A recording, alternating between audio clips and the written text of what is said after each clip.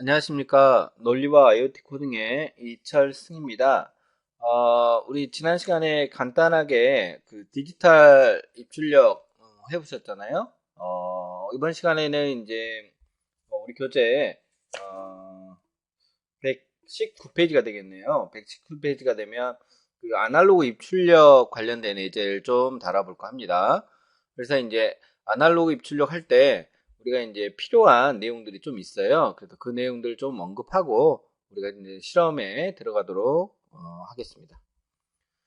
자, 먼저 이번 시간에 이제 다뤄질 내용 같은 경우에는 우리가 이제 지난 시간에 했던 그 디지털 입출력, 그 디지털 입력할 때는 시스템 입장에서 입력이니까 디지털 리드라는 함수를 썼었죠. 그 다음에 이제 출력할 때는 디지털 라이트, 요런 함수를 썼습니다. 그래서 이제 어찌됐든 간에 이제 어떤 전기의 출력 효과를 줘서 어떤 제어를 했어요. 그러니까 아날로그 입력도 마찬가지입니다. 그러면 시스템 입장에서 아날로그 제어하기 위해서 가장 기본이 되는 입출력을 제어를 할 건데, 아날로그 입력, 그러니까 시스템상에서 아날로그 입력은 아날로그 리드라는 함수를 쓰겠죠. 그 다음에 이제 출력 같은 경우는 아날로그 라이트라는 함수를 씁니다.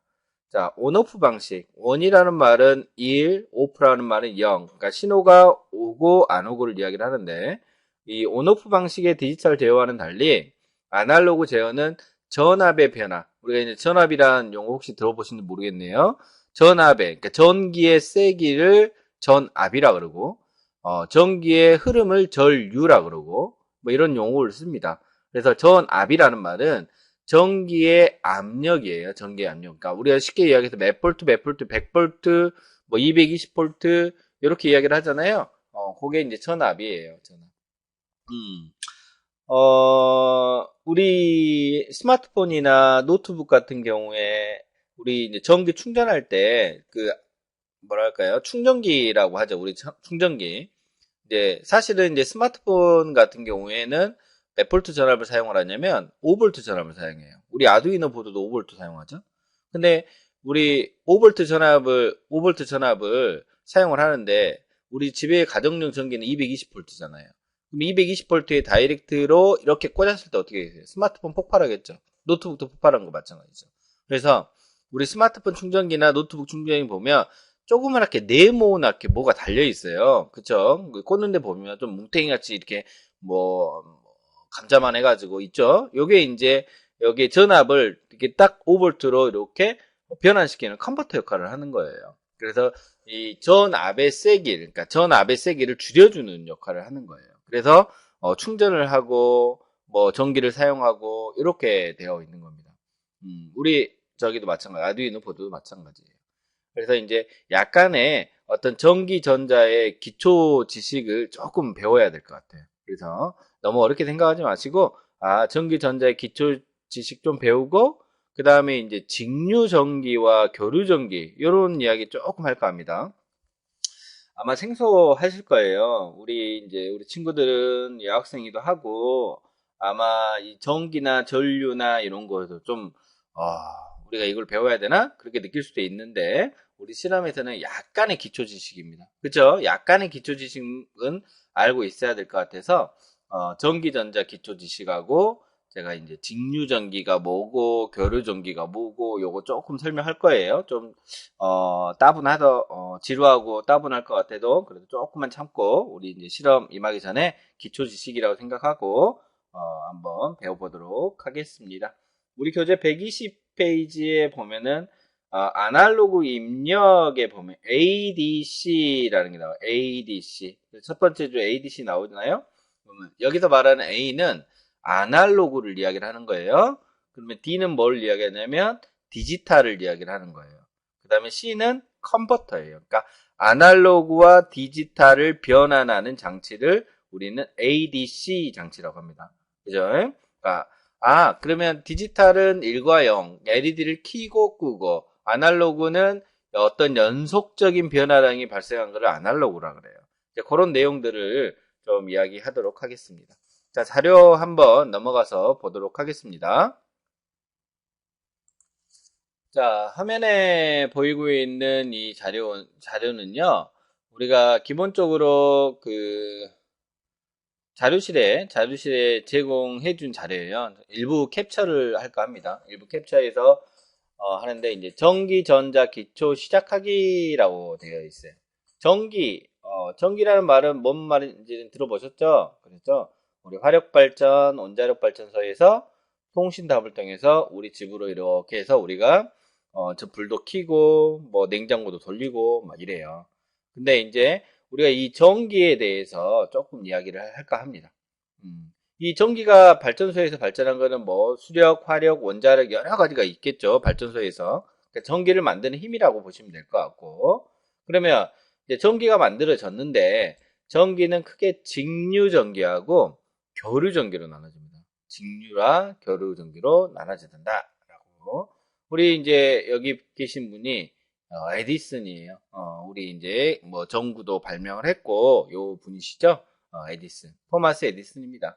자, 천재는 1%의 영광과 99%의 노력으로 이루어진다라고 얘기를 했죠. 자, 우리는 99%의 영감은 가지고 있고, 아니구나. 1%의 영감을 가지고 있고, 99%의 노력을 지금 하고 있을 겁니다. 자, 간단하게 이제 역사하면, 직류나 교류는 이제 1880년대, 요때 에디슨이 이제 최초로 이제 발명을 하게 됩니다. 그래서 이제 우리가 그때쯤에 이제 우리가 그 어떤 신호를 멀리 보내고자 해요. 그래서 멀리 보내고자 하는데 어떤 원천을 가지고 멀리 보낼 수 있을까라고 해서 이제 에디슨 연구소라는 걸 발명을 합니다. 그래서 이제 우리가 그때 당시에 이제 연구원으로 활동했던 테슬라라는 사람이 직류 전기가 일반인이 쓰기에는 비싸고 대중화하기 어렵다. 그러니까 직류란 말은 직접 전압을 가하는 거예요. 그 다음에 이제 교류 전기란 말은 양쪽에서 에너지를 공급한 거를 말합니다. 그래서 이 사람이 너무 비용이 비싸니까 우리 교류 전기를 씁시다라고 해가지고 제안을 했어요. 근데 이제 에디슨이 안 되겠는데 하고 이제 거절을 한 거죠. 그래서 이제 직류를 주장했던 뭐 에디슨하고 교류를 뭐 주장했던 테슬라하고 이렇게 이제 사이가 안 좋아진 사이가 됩니다. 근데 이제 직류전기나 교류전기나 각각의 장단점은 있습니다. 그래서 이런 각각의 장단점은 있는데 가장 큰 차이점은 뭐냐면 송전의 효율성. 그러니까 송전이라는 게 뭐예요? 보낼 때 전기를 보낸다라는 거예요. 우리 샌드죠. 송신 들어봤죠? 이메일 송신한다 들어봤죠? 이메일 송신하는 거. 전기를 송신하는 걸 송전이라고 합니다. 송전. 일단 전기를 보낼 때 어떤 게 더 효율적이냐를 이제 먼저 연구하게 되는 거죠. 자, 직류전기는 전기를 멀리 송전할수록 전기의 손실이 많이 발생하지만 교류전기는요, 거리가 멀어도 소모량이 적어요. 그래서 먼 거리까지 전기를 공급할 수 있다는 이런 장점을 가지고 있습니다. 그래서 그래프로 보면 직류 같은 경우는 다이렉트예요. 다이렉트. 여기 보면 DC라고 돼 있죠. 다이렉트로 쭉 가지만 교류전기는 이렇게 곡선 파형을 하는데 요게 아마도 이 직류전기의 시초가 지금의 디지털이 된 것이고 이 교류전기가 발전해서 우리가 아날로그로 발전했다라고 보시면 돼요. 그래서 상당히 직진성이 강하고 요거는 이렇게 어떤 파형, 주기를 가지고 이런 교류전기는 전송하게 되는 겁니다. 자, 우리가 쓰고 있는 전기, 우리나라 같은 경우에요. 우리나라 같은 경우는 AC 220V 전압을 쓰고 60Hz를 사용을 합니다. 크기가. 그래서 이제 우리가 이런 콘센트에 구멍이 뻥뻥 뚫렸죠? 요거에 이제 우리가 교류 전기를 사용을 합니다. 교류 전기. 자, 또한 우리 직류 전기 같은 경우에는 스마트폰이나 노트북, 배터리 이런 걸 사용합니다. 그래서 이거 같은 경우는 뭐가 존재하냐면 극성이라는 게 존재해요. 극성. 그래서 우리 건전지 보면은 플러스 있고 마이너스 있고 있죠? 양극이 있고 음극이 있고 이렇게 되어 있어요. 그래서 교류전기 같은 경우에 교류전기는 1초의 극성이 파형이 60번씩 바뀝니다. 그래서 양극하고 음극을 구분 없이 사용할 수 있지만 직류 같은 경우는요, 극성이 딱 정해져 있어요. 그래서 플러스는 플러스, 마이너스는 마이너스 이렇게 연결해야 돼요.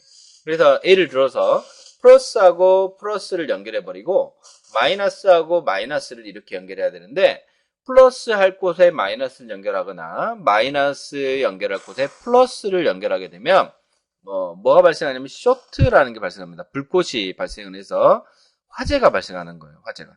그래서 우리가 전기가 집에서 화재가 발생한 이유는 이 오래된 전류 선이나 전자기기가 플러스 마이너스 극성이 맞지 않아서 스파크, 즉 쇼트가 발생해서 불이 발생을 하는 겁니다. 그러니까 오래된 가전제품은 또 그럴 확률이 높겠죠. 그리고 콘센트 같은 경우에도 어떻게 될게요? 먼지 같은 게 하면 이 전기가 흐르는 길이 생기는 거예요. 전기가 흐르는 길이 생기다 보니까 이 먼지에 불꽃이 발생해서 화재가 발생할 수도 있다라는 거예요. 간단하죠? 이런 원리입니다. 자, 220V 전압을 함부로 만져서는 안 되겠죠. 그죠? 그래서 우리 가정집이나 어디 기관, 건물에는 전압이 갑자기 올라가는 걸 방지하기 위해서 이렇게 다운시키는 어떤 장치가 있는 겁니다. 그래서 우리는 흔히 얘네들을 뭐라고 그러냐면 두꺼비집이라고 합니다. 두꺼비집. 두꺼비집 들어보셨죠? 그래서 플러스 마이너스가 있는 것이 직류고 플러스 마이너스가 없는 게 교류구나. 그러면 교류가 1초에 60번씩 바뀌구나 라는 거예요. 그러면 220V 전기의 교류야? 진짜로? 맞아? 네, 맞습니다. 한 가지 테스트 하게 되면 콘센트에 요게 이렇게 있잖아요. 그러면 이렇게 꽂는 사람도 있고 뒤집어서 꽂는 경우도 있고 그러죠. 자, 휴대폰 충전할 때 휴대폰 아답터 어떻게 돼요? 반드시 꽂을 수도 있고 돌려서 꽂을 수도 있죠. 네, 맞습니다. 그게 교류입니다. 이해되셨나요? 자, 전기가 흐르는 물체, 우리가 도체라 그럽니다. 도체. 전기가 흐르지 않는 걸 부도체라 그래요. 그러죠? 그러니까 전기가 흐르는 성질을 가지고 있는 거예요. 그러면 이 금속 성분이 있는 건데 구리, 대표적으로 전기선은 구리예요. 구리보다 더 잘 흐르는 게 금이나 은이에요. 금이나 은이 훨씬 더 전기가 잘 흐릅니다. 근데 왜 구리를 쓸까요? 비싸니까. 금하고 은은 비싸니까 쓸 수가 없는 거예요, 전선에. 근데 우리 전자기계에는 어떤 전기의 신호를 빠르게 전송하기 위해서 금이나 은을 사용을 합니다. 그래서 우리가 휴대폰 같은 데 보면은 안쪽에 금이 이제 뭐 미량이겠지만 금 성분이 존재를 하는 거예요. 그래서 폐 휴대폰 같은 거를 가져다가 거기에 있는 금 성분을 추출을 하는 겁니다. 자, 전기 중에서 전압은 물의 수압이라고 하시면 되고, 전류는 물이라고 생각하시면 돼요. 흐르는 물. 저항은 물이 나오는데 돌멩이를 막았어요. 그죠? 우리 전류가 흐르는데 저항을 달아서 전류의 흐름을 약하게 하는 거예요. 전압도 마찬가지고, 어딘가를 막아줘서, 저항을 막아줘서 전압을 줄여주는 거예요. 이해되신가요? 자, 그러면 전압과 전류와 저항의 관계를 오음의 법칙이라고 합니다. 우리가 LED의 저항, 지난 시간에 LED의 저항 다뤘잖아요. 몇 옴짜리, 제가 오음이라고 이야기를 했습니다. 오음. 오음이라고 이야기했는데, 220오음을 달았어요. 200에. 그러면 저항이 하는 역할이 뭐냐면, 전압과 전류를 약하게 하는 거예요. 약하게. 그래서 이런 오음의 법칙이라는 공식이 나오게 되는 겁니다. 자, 전압은 전류 곱하기 저항이라는 식이 만들어지는 거예요. 그렇다면 전압은 전류 곱하기 저항이고요. 저항은 전압 나누기 전류입니다. 그 다음에 전류는 전압 나누기 저항이 되는 거죠. 애우실 필요는 없습니다. 전압이 전류 곱하기 저항이구나. 그렇게 하시면 돼요. 그러면 6V, 예를 들어서 6V의 전압이 이렇게 흐르고 되는데 저항을 만났어요? 저항을 만났습니다. 그러면 자, 6V의 전압이 저항을 만났어요. 2옴짜리. 그러면 6 나누기 2 하게 되면 전류는 얼마가 돼요? 3이에요. 그래서 3 암페어라고 씁니다. 6V, 2옴, 3 암페어. 암페어. A는 이제 전류라고 합니다. 그래서 이런 관계가 성립이 된다라고 보시면 될 것 같습니다. 자, 이해가 가신가요? 자, 예를 들어서 6V의 전기가 흘러가 돼요. 근데 이제 2옴짜리 저항을 만나게 됩니다. 그러면 4V가 되고요. 이 4V에 또 4옴짜리가 되면 0V가 돼요. 그러니까 결과적으로 이 전압이 이렇게 흘렀을 때 저항을 만나게 되면 전압의 세기가 감소하게 되고 최종적으로 볼트는 적게 되는 거죠. 0V가 될 수도 있다라는 거죠. 아셨죠? 자, 그리고 중요한 한 가지가 있습니다. 우리가 이제 디지털, 아날로그 많이 이야기를 합니다. 엄청 많이 들었죠?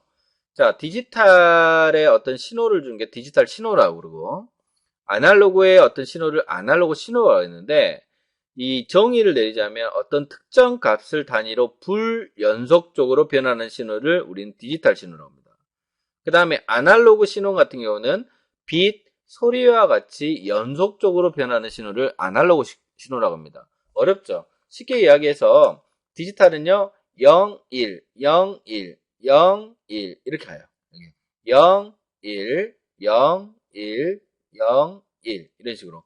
0은 신호가 없고 1은 신호가 있는 거예요. 그러니까 LED로 보게 되면 LED low, high, low, high, low, high 이렇게 하는 거예요. 그러면 아날로그 같은 경우는 이렇게 빛이 점점 밝아졌다가 점점 어두워졌다가 다시 점점 밝아졌다가 이런 곡선을 그리는 거예요. 그래서 아날로그 같은 경우는 우리가 전압이 갑자기 0V에서 220V로 가지는 않습니다. 그렇죠? 0V에서 220V는 가지는 않아요.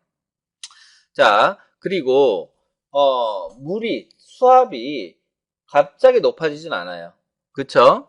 그 다음에 빛이 밝기도 마찬가지입니다. 소리도 마찬가지고 이렇게 어떤 연속적인 변화량을 가지고 있는 것들을 우리는 다 모두 뭐라고 그러냐면 아날로그 신호라고 그러는 거예요. 그러면 0하고 1, 0하고 1, 로우하고 하이, 로우하고 하이 이걸 디지털 신호라고 합니다. 그래서 0과 1, 0과 1을 우리는 뭐라 그러냐면 0, 1이 뭐예요? 이진수잖아요. 그렇죠? 그래서 0하고 1을 가지고 있는 디지털 신호를 우리는 이산 데이터라고 합니다. 이산 데이터. 그러면 디지털은 입력을 받을 때에도 이산 데이터를 받는 것이고 디지털은 출력을 할 때도 이산 데이터를 출력을 하는 거예요. 그러면 우리가 이산 데이터, 즉 0과 1이라는 이산 데이터를 출력하는 것을 보기 위해서 우리가 지난 시간에 뭘 한 거죠? LED를 장착해서 본 겁니다. 아셨죠? 그러면 우리가 이번 챕터, 지금 우리 교재 파트 2에 있는 챕터 5장의 아날로그 입출력 같은 경우에는 신호가 이렇게 곡선 파형을 된 어떤 신호를 입력을 받거나 아니면 곡선 파형이 된 신호를 출력을 해야 돼요.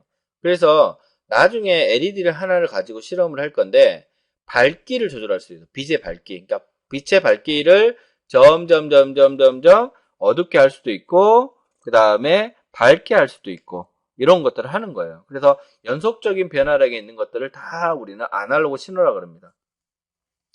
자, 우리가 이제 예를 들자면 디지털 신호 이런 거 그림 많이 봤죠? 0101010101 이렇게 돼 있는 거를 이 0하고 1 하나하나를 우리는 뭐라고 하냐면 디지트라 그래요. 디지트. 그러면 이런 디지트들이 모여서 뭐가 되겠습니까? 디지털이 되는 거예요. 그래서 컴퓨터, 휴대폰 어떤 이런 것들 현대 문명에서 사용되는 대부분의 신호들이 우리가 디지털 신호라고 합니다. 그렇죠? 이런 디지털 신호를 감성을 더하기 위해서 아날로그 형태로도 바꿀 수가 있어요. 근데 실제적으로 아날로그는 어떤 연속적인 변화량이 발생하는 거예요. 온도가 변화를 한다든가 이런 것들. 그러면 혹시 요즘 같은 시국에 체온 체크했죠. 우리 이마에다가 딱 이렇게 멀리서 탁 이렇게 해가지고 지금 이마에 코로나 때문에 온도가 몇 도인가 이렇게 될 때 있잖아요. 그럼 먼 거리에서 이마에 대한 열을 측정하기 위해서 열에 대한 감지 센서를 어떤 그 기계에 달아드릴 거예요. 그 기계에 달아서 순간순간의 온도를 측정할 수도 있겠지만 변화량도 측정을 할 수가 있어야 돼요. 그거를 수치화, 아날로그적인 어떤 값들을 수치화해서 당신의 이마는 지금 36.5도예요 라고 표시를 해주는 거예요. 디지털로. 그래서 지금은 혼용해서 많이 쓰이는 거죠. 사실은. 그래서 대부분이 그런 거예요. 자, 자동차 혹시 우리 친구들 운전면허 있으신 분 모르겠는데 자동차 계기판 보면은요. 계기판 보면은 바늘이 0부터 쭉 이렇게 올라가거든요. 아마 혹시 집에 가서 유심히 한번 보십시오. RPM이라고 써있어요. RPM. RPM은 뭐냐면 로테이션, 돌다, per minute, 분당 얼마나 많은 엔진이 도냐라는 거예요. RPM이. 그러면 분당 RPM 곱하기 1000이 있거든요. 1000rpm, 2000rpm, 3000rpm. 그러니까 1이 1000이고 2가 2000rpm이에요. 2000rpm인데 그러면 엔진이 회전수가 높아지면 고 RPM이 되는 거죠. 그러니까 고출력이 발생을 하는 거예요. 근데 이게 이제 옛날에는 바늘로 이렇게 올라갔단 말이에요. 근데 요즘 자동차들은 바늘 올라가지 않아요. 숫자로 올라가거나 아니면 바늘이 디지털화해서 보여주는 거예요. 디지털화. 그래서 아마도 이렇게 시동을 딱 끄게 되면 바늘이 보이는, 이렇게 바늘이 딱 보이고 있어요. 실제 바늘이 있어요. 이건 아날로그예요. 아날로그. 근데 시동을 딱 껐는데 바늘이 안 보이네? 그냥 LCD 모니터네? 그러면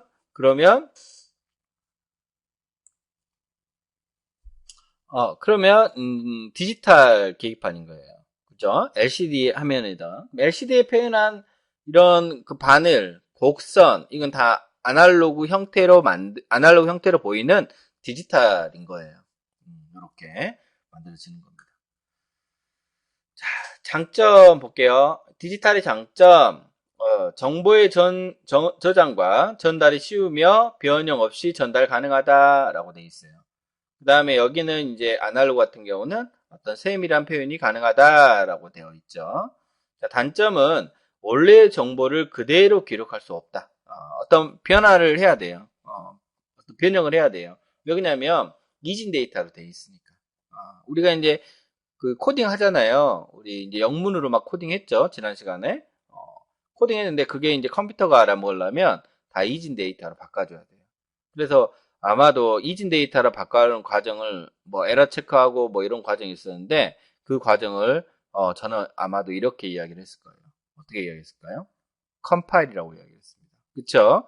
그래서 컴파일이라는 게 우리가 문자화된 어떤 코딩 데이터를 시스템이 알아먹을 수 있게끔 이진 데이터, 즉 디지털 신호로 바꿔주구나 라는 거예요. 그래서 컴퓨터가 알아먹어야 되겠죠. 그 다음에 이제 아날로그 같은 경우는 어떤 전송할 때마다 신호가 바뀝니다. 전할 때마다 신호가 바뀐다라고 되어 있습니다. 아셨죠?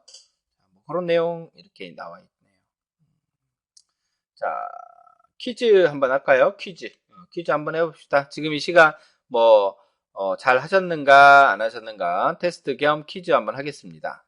자, 여러분도 한번 맞춰보세요. 자, 학습이 얼마나 잘 되셨는가 테스트를 한번 해보죠. 퀴즈. 자, 네모는 객관식이네요. 찍으세요. 자, 네모는 시간에 따라 전압이 일정하게 흐르는 전기며, 그러니까 시간에 따라서 전압이 일정하게 흐른대요. 네모는 시간에 따라 전압이 음극과 양극이 번갈아 움직인다라고 되어 있어요. 음극과 양극이 번갈아 가면서 움직인다라는 거죠. 그러면 자, 요거는 교류전기일 것이고 여기는 직류전기일 것입니다. 그렇죠?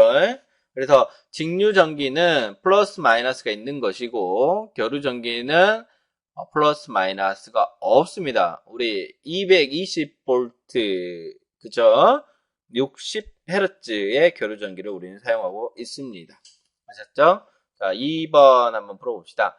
자, 전기는 원자 안에 네모가 외부로 이동하여 생기는 에너지 한 형태입니다. 요거 이야기 안 드렸던 것 같은데, 답은 자유전자입니다. 그러니까 자유전자가 외부로 이동하면서 생기는 에너지를 말합니다. 자, 3번 볼까요? 자, 전기의 성질은 물이 흐르는 성질에 비유할 수 있습니다. 자, 흐르는 물이에요. 물, 전류, 물의 흐름을 방해한대요. 돌로 막았다거나 댐을 하거나 이게 저항. 그 다음에 수압은 뭐에 비유할 수 있어요? 전압에 비유할 수 있다라고 되어 있습니다. 이해되신가요? 그러면 몇 번이에요? 몇 번이죠? 1번. 이렇게 1번. 자, 4번. 네모는 전압은 전류 곱하기 저항. V는 IR. 옴의 법칙. 키르히호프의 법칙, 롱테일 법칙. 안 들어봤죠? 옴의 법칙. 자, 5번. 전기 신호는 크게 무슨 신호? 디지털 신호와 아날로그 신호로 나누어진다라고 간단하게 이제 퀴즈를 풀었습니다. 자, 다음 차시에 우리가 직접 이제 아날로그나 디지털이나 전기나 아주 가볍게 이야기를 드렸어요. 한번 아날로그 입력부터 실험을 통해서 한번 테스트를 해보도록 하겠습니다. 자, 이번 차시 강의 듣느라고 수고하셨습니다.